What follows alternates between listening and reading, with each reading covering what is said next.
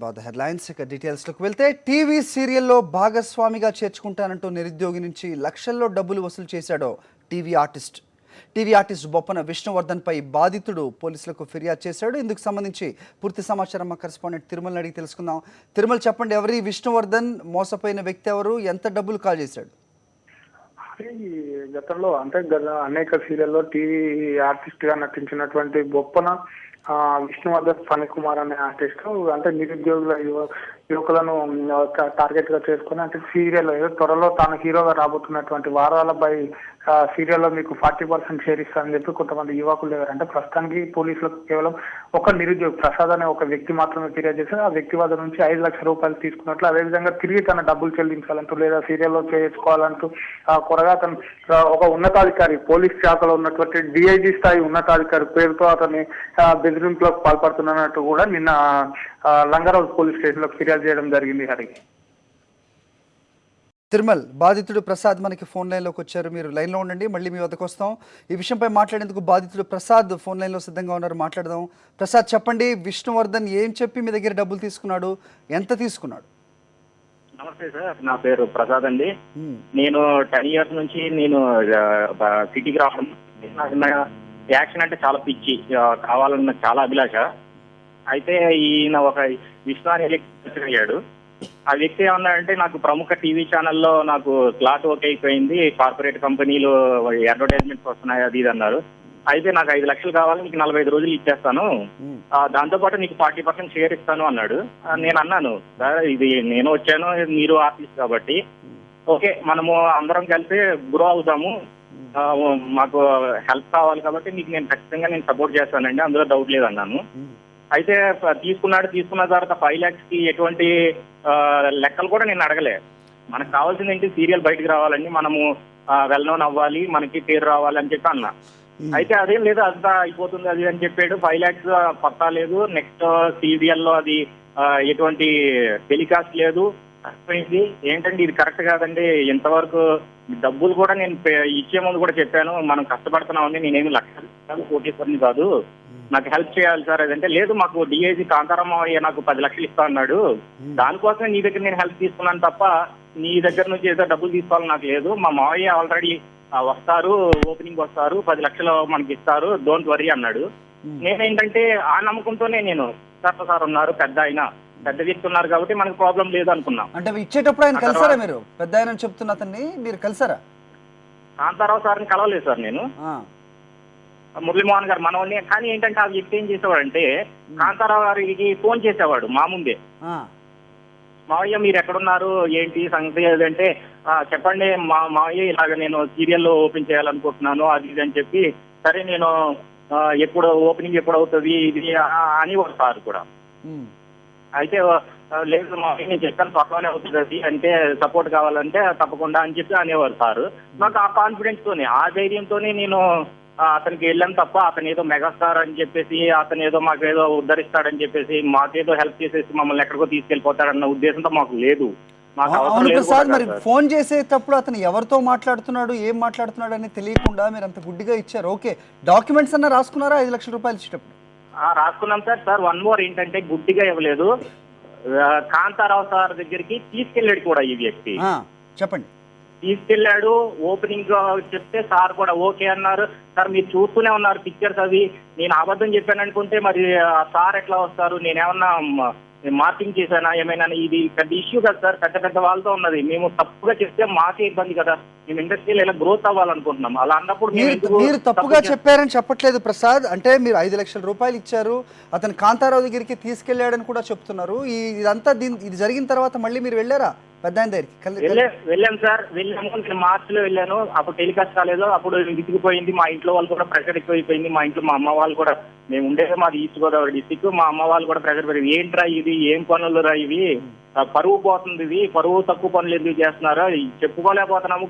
మీ అబ్బాయి ఏం చేస్తాడంటే ఇండస్ట్రీలో ఇలాంటి పనులు చేస్తాడని ఏం చెప్పుకోమరా అని చెప్పి మా అమ్మ వాళ్ళు వాళ్ళ మొత్తుకున్నారు. అప్పటికి కూడా నేను చెప్పాను ఆ వ్యక్తికి, విష్ణు అనే వ్యక్తికి ఇలా ఉందని ప్రెషర్, దయచేసి నాకు క్లియర్ చేసేయండి. మార్చిలో వెళ్తే ఏమన్నాడంటే, June 2 నా డేట్ ఆఫ్ బర్త్, నేను పుట్టినరోజు, నేను ఆ రోజు నీకు డబ్బులు ఇచ్చేస్తాను అన్నాడు. సరే ఇన్ని రోజులు ఆగాము. నేను మా ఇంట్లో వాళ్ళకి కూడా చెప్పాను, సార్ అమ్మ కొద్ది ఓపిక పట్టమ్మా ఇదంటే.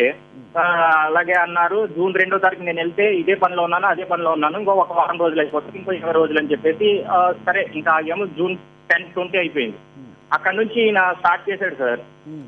అక్కడ నుంచి నువ్వు నా కొడక ఇండస్ట్రీలో కనిపించావంటే బాగుండదు, ఎందుకంటే మా కాంతారామావి నువ్వు చూసావు, ఓపెనింగ్ అంతా జరిగింది. నేను మా మావయ్యతో నీ విషయం ఇంకా సీరియస్ గా తీసుకెళ్లేదు. ఒక్కసారి మా మావయ్య కనుక చెప్పానంటే పెండింగ్ కేసులు చాలా ఉన్నాయంట, తీసుకెళ్లి నీ చాలా తప్పుడు మాటలు సార్, అవి అనకూడదు మనము. నా ఇక్కడ ఇంటికి వచ్చినోడు ఎవరు నాకు ఎదురు చెప్పినోడు లేడు, నా రూముల్లో రక్తపాతం అయిపోయింది, నువ్వు కూడా అడ్రస్ ఉండవు అని చెప్పి ఈ విధమైన బెదిరింపులు మొదలైంది. నేను చాలా ఓపిక పట్టాను. వెళ్ళాను సార్, తీసుకెళ్లాను. అయితే నేను ఇది ఇలాగా నాకు 3 నెలల నుంచి ఈ ప్రెషర్ ఇలా నేను ఏ విధంగా అప్రోచ్ అవ్వాలి, ఎలా అప్రోచ్ అవ్వాలి నాకు అర్థం కావట్లేదు. వన్ మోర్ ఏంటంటే ఏ వ్యక్తితో ఎవరు చేస్తారో తెలియదు. ఆదిలాబాద్ సిఐ అంట సార్, ఎవరో మరి తెలియదు. ఆదిలాబాద్ సిఐ అంట. ఆయన మాట్లాడలేదు నాకు తెలియదు. కానీ ఆదిలాబాద్ సిఐ మాట్లాడుతున్నాను, డిఐజీ కాంతారావు గారు మేనల్లుడు. అది ఏం మాట్లాడుతున్నావు, ఏం ఇష్యూ నీకు ఈ విధంగా మాట్లాడాడు ఆ వ్యక్తి. కానీ టు బి ఫ్రాంక్ ఏంటంటే ఆయన సిఐ గారో నాకు తెలియదు సార్. అక్కడ అంటే అతను కాల్ చేసింది ఇన్స్పెక్టరో కాదో మీకు తెలియదు, కానీ బెదిరింపులు మాత్రం వస్తున్నాయి. బెదిరింపులు చాలా ఘోరం సార్. ఏంటంటే అప్పటికి కూడా నేను కంట్రోల్ చేసుకున్నాను. సరే నేను ఒక్కనే ఉంటాను, నాకు చాలా ఇబ్బందిగా ఉంది ఇక్కడ, ఎవరిని నేను చెప్పుకోగలను, ఎలా చెప్పుకోగలను. ఇన్ కేసు అతనికి ఇంత సపోర్ట్ ఉంది, పోలీస్ సిఐ అంటున్నారు, వీళ్ళు అంటున్నారు, ఏముంది సార్ చెప్పలేం కదా. ఒక గ్రూప్ గ్యాంగ్ అని పంపించచ్చు, ఏదైనా చేయొచ్చు. ఇంకా నాకు ఫ్రస్ట్రేషన్ బాగా ఎక్కువైపోతుంది రోజు రోజుకి. నేను 3 నెలలు 4 నెలలు ఇప్పుడు ఈ మధ్య బాగా ఎక్కువైపోయింది. గత 10 రోజుల నుంచి. చివరిసారిగా ఎప్పుడు మాట్లాడారు ఇతను విష్ణువర్ధన్ తో? ఈ విష్ణు అనే వ్యక్తితో గత 10 రోజుల క్రితం నేను స్టేషన్ కి వెళ్తా అయింది సార్. కలవలేదు నాకు. నేను కమిషనర్ మహేందర్ సార్ దగ్గరికి వెళ్తే అప్పుడు మహేందర్ సార్ అనలేదు, అక్కడ ఉన్నటువంటి స్టాఫ్ అన్నారన్నమాట. ఆ స్టాఫ్ ఏమన్నారంటే, బాబు ఇది కమిషనర్ సార్ దగ్గరికి అప్పుడే రాకూడదు, ఈ లోకల్ ఏరియా పిఎస్కి వెళ్తే నీకు న్యాయం జరగకపోతే అప్పుడు ఏసీపీ గారి దగ్గరికి వెళ్ళాలి, అప్పుడు కూడా న్యాయం జరగకపోతే డీసీపీ గారి దగ్గరికి వెళ్ళాలి, అప్పుడు కూడా కాకపోతే మహేందర్ సార్ దగ్గరికి రావాలి, ఖచ్చితంగా న్యాయం జరుగుతుంది. అక్కడికి వెళ్ళంటే లేదు సార్ నాకు భయం, చాలా భయంకరంగా ఉంది, మరి కాంతారావు సార్ నాకు సపోర్ట్ చేయాలి సార్ అంటే, కాంతారావు సార్ అంటే అప్పుడు నేను కాంతారావు సార్ దగ్గరికి వెళ్ళిపోయాను. కాంతారావు సార్ దగ్గరికి వెళ్ళి, సార్ ఈ మేనల్లుడు చాలా ప్రాబ్లమ్ గా ఉంది సార్, నాకు డబ్బుల గురించి ఆ డబ్బులు మేమైనా తర్వాత అయినా మేము సంపాదించుకుంటాం, చెప్పండి సార్ చెప్పండి సార్ అంటే కాంతారావు సార్ ఒకటే అన్నారు, ఎవరా మేనల్లుడు, ఎవడా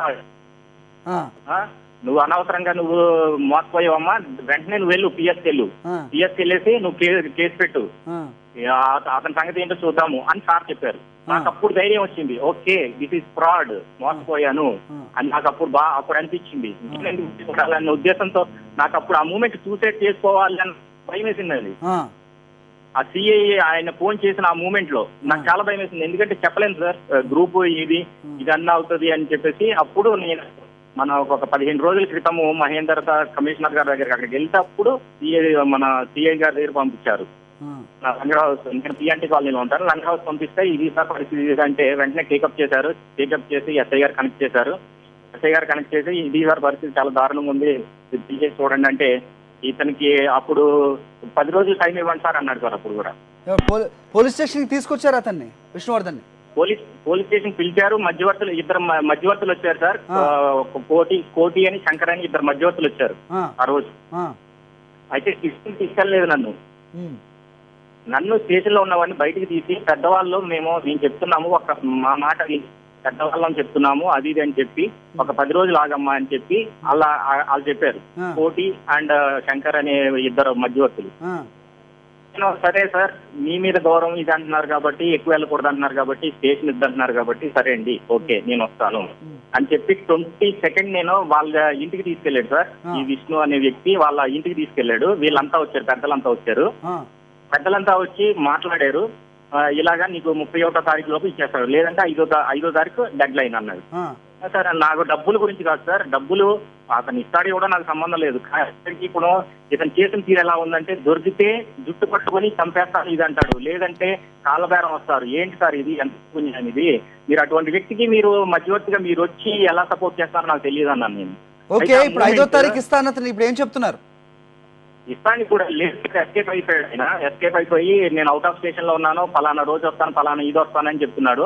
అప్పుడు కూడా నేను మన ఎస్ఐ గారిని అడిగాను. ఎస్ఐ గారు ఫోన్ చేస్తే ఫలానా డేట్ వస్తాను. ఎస్ఐ గారు సార్ ఏంటి సార్ ఇది అతను చేస్తున్నారు ఏంటి సార్, మాకు ఈ మూమెంట్ లో ఏం చేస్తాడో ఏం జరుగుతుందని మాకేం తెలుసు సార్, 12వ తారీఖు అతను వచ్చినప్పుడు మా పరిస్థితి ఏమవుతుంది సార్ అని చెప్తున్నా. అంటే అప్పుడు ఎస్ఐ గారు బాబు రేపు రావాలి అని చెప్పారు, ఈ రోజు రమ్మని చెప్పారు, మరి వస్తాడో రాడో తెలియదు సార్. అయితే ఈ మధ్యవర్తులు వచ్చిన పెద్ద మధ్యవర్తులు కూడా ఇప్పుడు మాట్లాడలేదు సార్. వాళ్ళు డిఐజీ మేనల్లుడాల్లో అన్ని మళ్ళీ రివర్స్ అవుతున్నారు ఇప్పుడు. ఓకే, మాట్లాడదాం ప్రసాద్. ఓకే, మరోవైపు మా కరెస్పాండెంట్ తిరుమల్ ఉన్నారు, అతనితో మాట్లాడదాం. తిరుమల్, మరోవైపు వేరే లైన్లో ప్రసాద్తో మాట్లాడడం జరిగిందంతా అతను వివరిస్తున్నాడు. పోలీస్ వెళ్ళినప్పటికి కూడా వాళ్ళు ఆ ఫోన్లో మాట్లాడితే 12వ తారీఖు వస్తున్నామని చెప్తున్నాడు.